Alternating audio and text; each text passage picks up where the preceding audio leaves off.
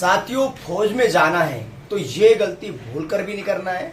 ये वीडियो दोस्तों अंत तक जरूर देखें। बहुत ज्यादा यूट्यूब पर भाई लोगों के कमेंट्स आते हैं कि सर फौज में जाने के लिए कितना परसेंटेज होना चाहिए, प्रत्येक सब्जेक्ट में कितना अंक होना चाहिए, जीडी के लिए कितना होना चाहिए, क्लर्क के लिए कितना होना चाहिए, ट्रेडमैन के लिए कितना होना चाहिए। ये सब पूरी जानकारी दोस्तों मैं आपको इस वीडियो के माध्यम से दोस्तों बहुत ज्यादा यूट्यूब पर कमेंट्स आते हैं। जैसे हम जीडी की बात करेंगे, ट्रेडमैन की बात करेंगे, क्लर्क की बात करेंगे, टेक्निकल की बात करेंगे, सेकंड बात हम करेंगे नर्सिंग। नर्सिंग के लिए कौन सा सब्जेक्ट होना चाहिए, ट्रेडमैन के लिए कौन सा सब्जेक्ट होना चाहिए, क्लर्क के लिए कौन सा सब्जेक्ट होना चाहिए और जीडी के लिए कितना एग्रीगेट आप लोग का होना चाहिए। कहाँ से आए बाबू जी आप? शहडोल से आए। किसको लेके आए आप? आपको क्या नाम है आपका? सूरज हुआ मध्यम। आपका नाम क्या है? आकाश। आकाश। कहाँ से हो बेटा? यूपी में बलिया से। बलिया से, बागी बलिया। आप कहाँ से हो? कहाँ से? जी जी। आप? झारखंड। झारखंड से। बेटा जी आप?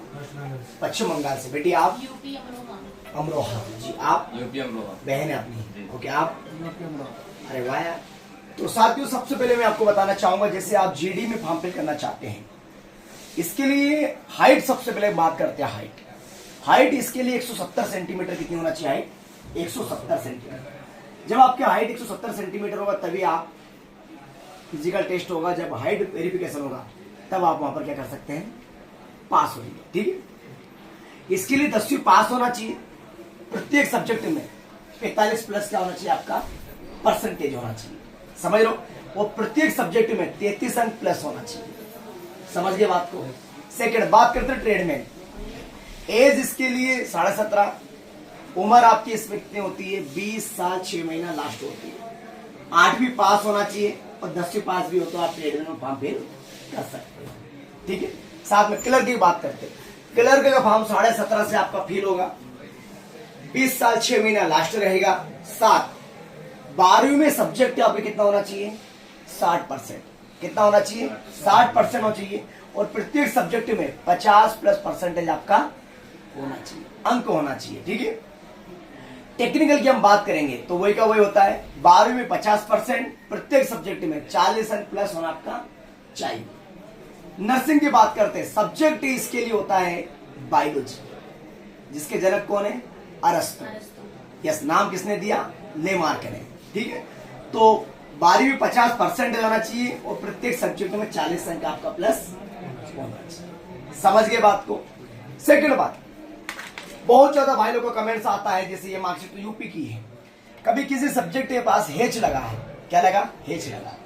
तो हम बोलेंगे हाँ आपको कोई नंबर कम नहीं है।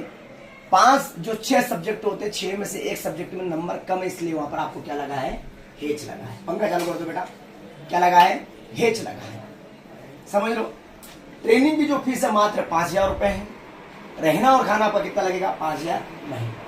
पहले महीने आपको 10,000 देना है और दूसरे महीने कितना देना आपको? 5,000। फीस जमा होने के बाद में फीस दोबारा नहीं मिलती। एकेडमी क्या है? रजिस्टर्ड है। जीएसटी भरना पड़ता है, आईटीआर भरना पड़ता है, टीचर को देना पड़ता है, हॉस्टल वालों को देना पड़ता है। हर जगह क्या लगता है? खर्चा लगता है। सोच समझ कर एडमिशन करवाना, कोई जबरदस्ती नहीं है। दोबारा फीस हमारे यहाँ पर नहीं लगती।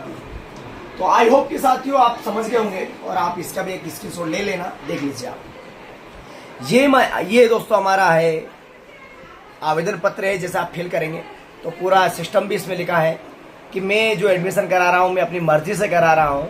दौड़ते समय या किसी प्रकार के कोई भी चोट वगैरह, मोच वगैरह, या दौड़ते समय कोई भी घटना मेरे साथ में घट रही है तो उसको जिम्मेदार कौन रहेगा? खुद स्वयं रहेंगे। ये सब लिखा हुआ है इसमें। कोई जबरदस्ती नहीं कि आप एडमिशन कराओ, पूरी व्यवस्था देखो उसमें, उसके बाद में एडमिशन कराओ, लेकिन कोई भी जबरदस्ती नहीं। ठीक है। 8 से 12 आपका रिटर्न क्लास लगेगी। इसके बाद में लाइब्रेरी व्यवस्था है, ग्राउंड व्यवस्था है, खाने की व्यवस्था है और क्या लो 5,000। ठीक है। चलो प्रणाम सभी को। जय हिंद, जय भारत, वंदे मातरम और भारत माता की जय।